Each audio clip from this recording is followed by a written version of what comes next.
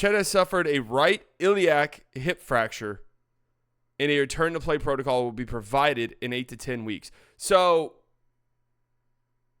iliac. No, it's an I. Iliac. It starts with an I, right? Iliac.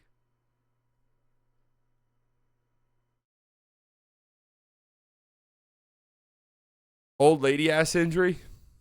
Come on, man. Come on, bro. Come on now. So I'm confused about the wording of this tweet. Anybody else a little bit confused about the wording? A return to play protocol will be provided in 8 to 10 weeks. What the fuck does that mean? Does anybody else not know what the hell that means? That's not saying he'll be back in 8 to 10 weeks. A return to protocol. A return to play protocol. This just means he's not coming back, straight back for full minutes. To me, that feels like we'll know more about his ramp up. We'll know more about the ramp up process in 8 to 10 weeks. Not necessarily 8 to 10 weeks. It'll be more like 8 to 10 weeks. It'll be like, okay, in 2 weeks he's going to be cleared. And then in 3 weeks he's going to be. Yeah, that's in 8 to 10 weeks they evaluate his progress and plan out how he's practicing again. Yeah, I feel like that's it. So what is that? 2 months, 2.5 months of Chet Holmgren being out. So we for sure, at the very earliest, won't see him until mid-January. Might not be back this season. I did see some people concerned that he might not be back this season. So here's a Twitter doctor. Dr. Evan Jeffries, DPT. What does DPT stand for? Doctor of Physical Therapy. Okay. He tweeted out, Chet Holmgren will be out. Who's the doctor everybody goes to? What's his name?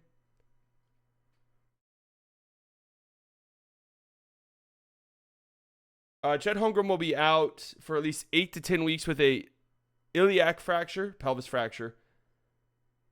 The key here will be if he needs surgery to fix the fracture. These injuries typically take up to 3 months to heal, and pain is a huge factor. No, not Doc Rivers. Doc Rivers isn't a real coach, doc, guys. Nor a coach. But he's not a real doctor. I know it's a little confusing, right? Because his nickname is Doc, and he still goes by his nickname as a 60-year-old. But I agree. Has our guy Brian Sutter dropped the video yet? He's usually on point with this shit. Okay, here we go. Let's actually dive into this. For my Spotify crew, you're about to be listening. We just want a quick little brief. Dr. Stutter. Chet Holmgren had to be helped off the court after this really hard fall early. We are listening to what he has to say. That hip injury looks really bad. Welcome back, everybody. I'm Dr. Brian Sutter, and the goal in this I just want to hear how long he thinks it might take to heal. Joint, ligament, tendon, that sort of an injury path. So what exactly happens here? Well, of course, Holmgren gets up high in the air. Then as he comes down, his body gets sideways. You know, it's always scary in these severely bruised or contused. You're not going to do that because of the severe. Okay, he's still speculating. So here's the problem. Here's part of the problem with Brian Sutter. I love his stuff. He drops these videos so quickly after an injury happens that it's still a lot of speculation. We knew a couple hours after what happened. So now this just feels like it's kind of speculation. So 3 months. These injuries typically take up to 3 months to heal, and pain is a huge factor. There's also a Twitter account out there that like compares these injuries to other times an injury like this has happened.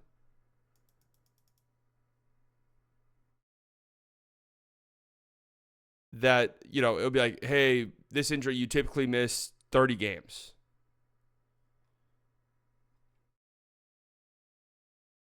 So this is all very interesting for Chet, especially considering, you know, he's young. He's already missed an entire season. I'd have to imagine that they're playing it pretty cautious with him because this is a long-term thing at the end. But also, they have a championship window of this year. So it does make you think that they might want to bring him back. And also, now they're without Isaiah Hartenstein. Jalen Williams is also out. I don't know what the plan is here for the Thunder's center rotation. Because if we look here's from their subreddit. Chet Holmgren is going to be out for months now. We know that. Hartenstein's not coming back until December, Jay Will has been out for a while now. Kenrich Williams is also out. So what is their big rotation about to look like?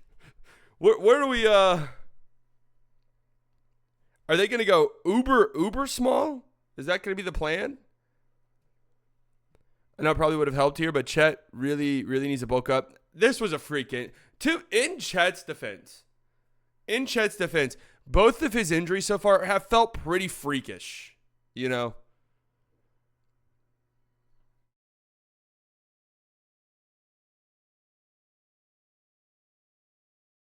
They have felt pretty freakish.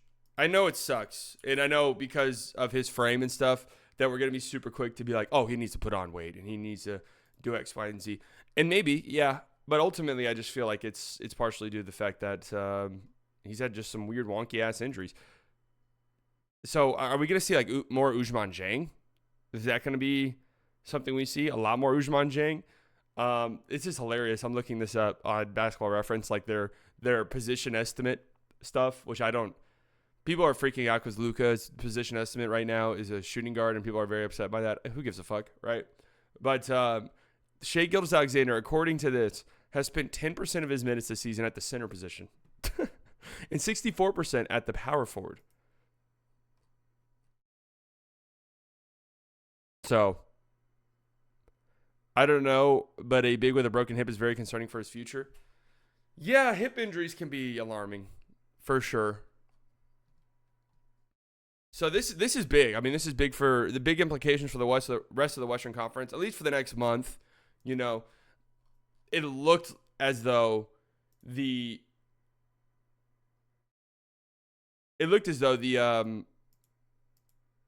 Thunder were well on their way to getting 60 wins maybe and cruising to the 1 seed. And they might struggle a little bit with this center rotation being where it is. But they also have the pieces, though, to really play small ball. We talked about this before. Playing small ball.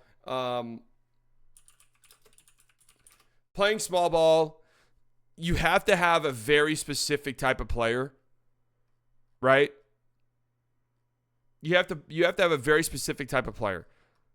Very specific type of team where you can all kind of fly around, switch, be versatile defensively. It just doesn't work. Small ball isn't as simple as just, hey, we're putting small guys on the court. Like, hey, small guys are on the court. Guys, we're going small. We're doing it. Like, you have to have versatile defenders, rangy defenders. And the Thunder do have that, so it could work.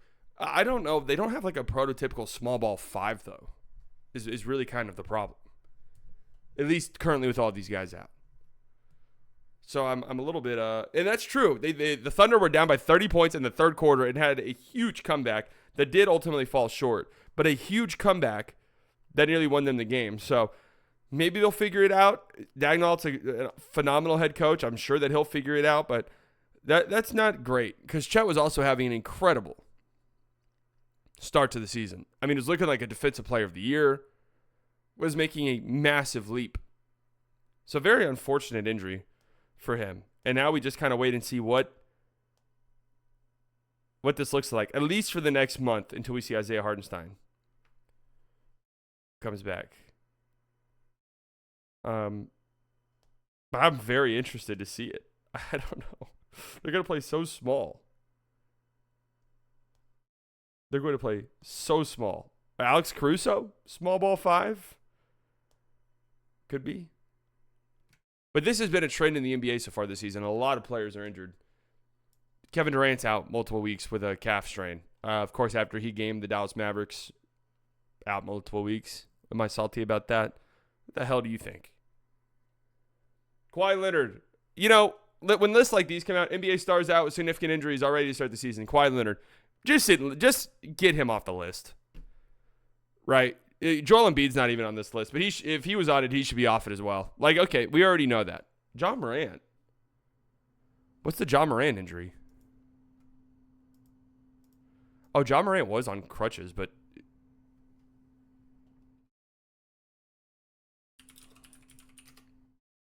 hamstring, week to week with a hip injury, with an extreme right hip flexion. Okay. John Morant, brutal injury report on John Morant. Kevin Durant out multiple weeks with a calf strain. Paolo Banchero, we already know that, out several months with, what was it, an abductor injury? Chet, hip injury, out months. Tyrese Maxey out a couple of weeks with a hamstring thing. DeJounte Murray out a month or two with a fractured hand. Zion Williamson. Again, do you really need to include him in this? Like, we already know that. Kristaps Porzingis, we already knew he was going to be out. The NBA needs to do something about their injury problem. What exactly can be done?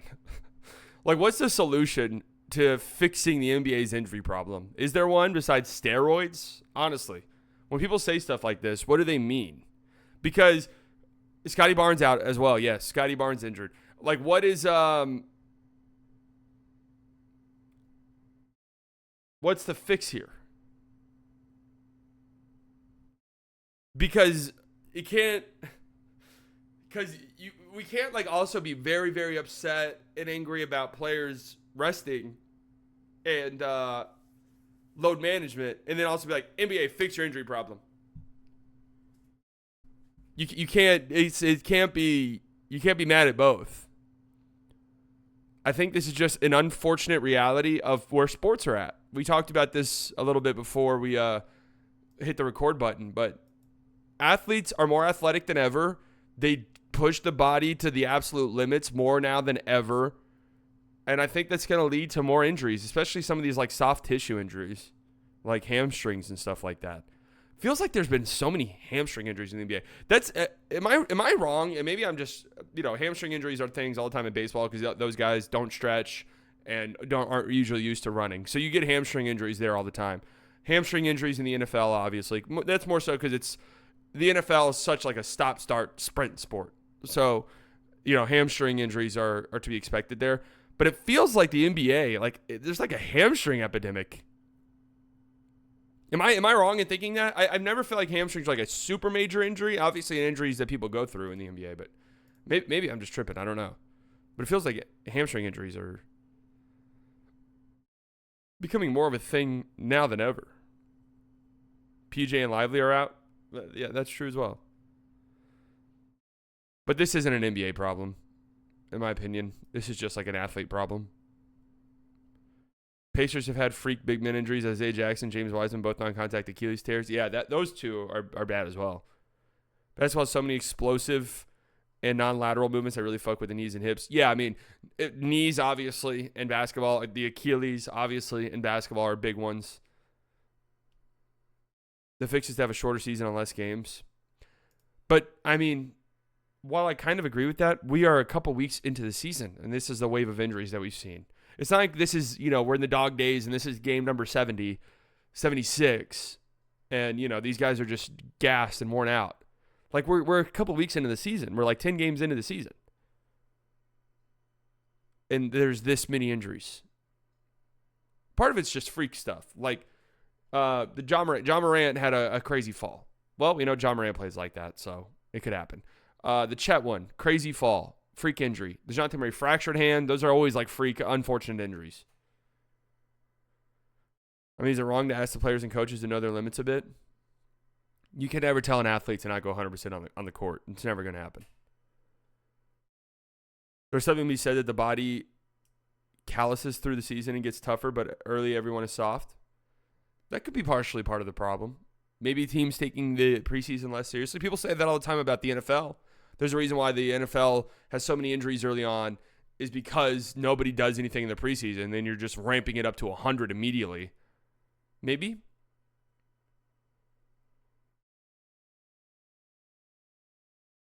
Maybe that could be it. Can I talk briefly about